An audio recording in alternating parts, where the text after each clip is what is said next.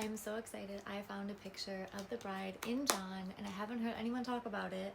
I tried to explain it before, but I was like in a rush. I was so excited. I wanted to like dig more, so I just like quick threw something together.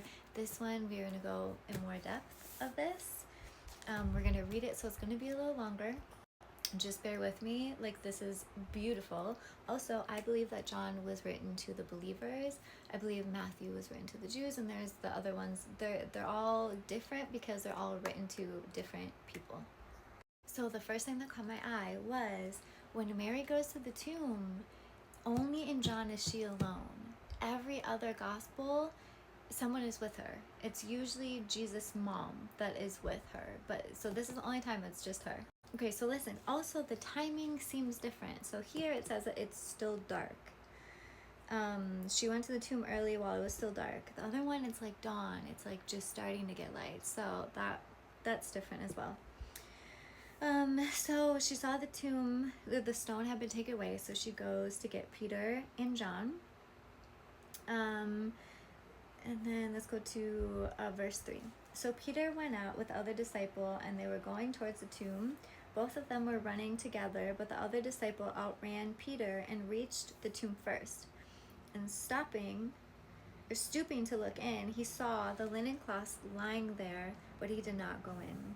Then Simon Peter came, following him, and went into the tomb. He saw the linen cloths lying there, the face cloth which had been on Jesus' head, not lying with the cloth or the linen cloths, but folded up in a place by itself. Okay, hold on. Do you know what that means? So if someone left a tablecloth or like a napkin folded in his spot and he left, it meant that he was coming back. Okay, so remember that. Then the other disciple, who had reached the tomb first, also went in, and he saw and believed. So that's John going in. For as yet they did not understand the scripture that they must rise from the dead. Then the disciples went back to their homes. But Mary stood weeping outside the tomb. And she wept.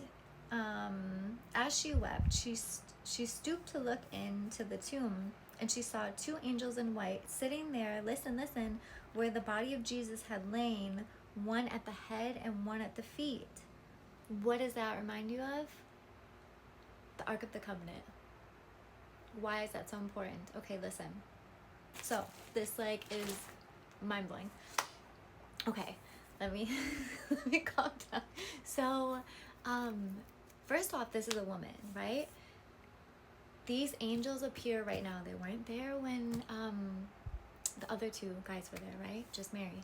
So she's there weeping. She stayed there. She didn't leave. She's staying there, and she's like, oh my gosh, I want Jesus, right? So this is a picture of her being in the Holy of Holies. Never ever has a woman been in the Holy of Holies.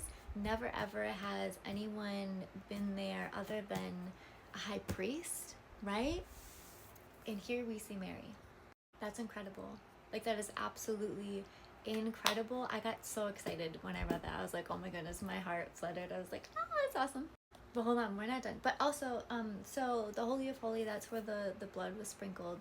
So that's where Jesus like sprinkled his blood, right? Okay, but hold on, just wait. Before I read on, where did the fall happen? A garden, right? Where was Jesus buried? A garden, right? Okay, so the fall happened, and then Jesus is like undoing the curse, right? Okay, hold on, stay with me. When Adam was in a deep sleep and Eve was created, she's there in front of him, and he's like, I'm gonna call you woman, and then called her by name. What was the name? Eve, right? Okay, just listen. Okay, we're still by the angel part. Okay, I got ahead of myself. So they say to her, women, why are you weeping? She said to them, they have taken away my Lord, and I do not know where they have laid him. Having said this, she turned around and saw Jesus standing, but she did not know that it was Jesus. Jesus said to her, woman, why are you weeping? Whom are you seeking? Supposing him to be the gardener, she said to him, sir, if you have carried him away, tell me where you have laid him, and I will take him away. Okay, so she thinks he's the gardener. Also, wasn't Adam the first gardener? Jesus is the gardener. He is the gardener, right? We're always like caring about him planting seeds and us planting seeds and whatever. So she's not wrong by thinking that he's the gardener, but she doesn't know which gardener it is, right? Okay. Now, Jesus says to her, Mary, when Adam said Eve, and now when Jesus says Mary. She turned and said to him in Aramaic, Rabboni. So she saw him, didn't recognize him, didn't know who he was, but then knew him because he said her name. Do you see the tie? Do we not say that Adam and Eve is like the first picture of the bride, right? Also, Song of Solomon, right? Where does that take place? A garden. I believe this is another picture of the bride. Jesus is going to reveal himself first to the bride, just like he always does. It's going to be the bride that sees him. Now, the bride is believers, the ones that are watching, the ones that are sitting here waiting for him, right? I want to make it very clear that the bride is no one that is doing something perfectly, that is working and striving to be the bride. It is believers. You guys, I know this is getting long. I'm doing a study on manna. I already did videos on that, but then I was reading about the hidden manna, and he's pouring out his spirit on us, and he is opening our eyes to so many different things. It is incredible. I'm like in love. I'm so excited. I just want to keep reading. I just found something else about how Peter denied Jesus 3 times, and then did you know that Jesus gave him an opportunity, or it wasn't an opportunity, kind of, but he got Peter to redeem, or he redeemed what Peter did by denying him in a very similar way. It was so cool. I've never seen it before. It like blew my mind. Oh my goodness. I'll do another video that's getting long, but isn't that amazing?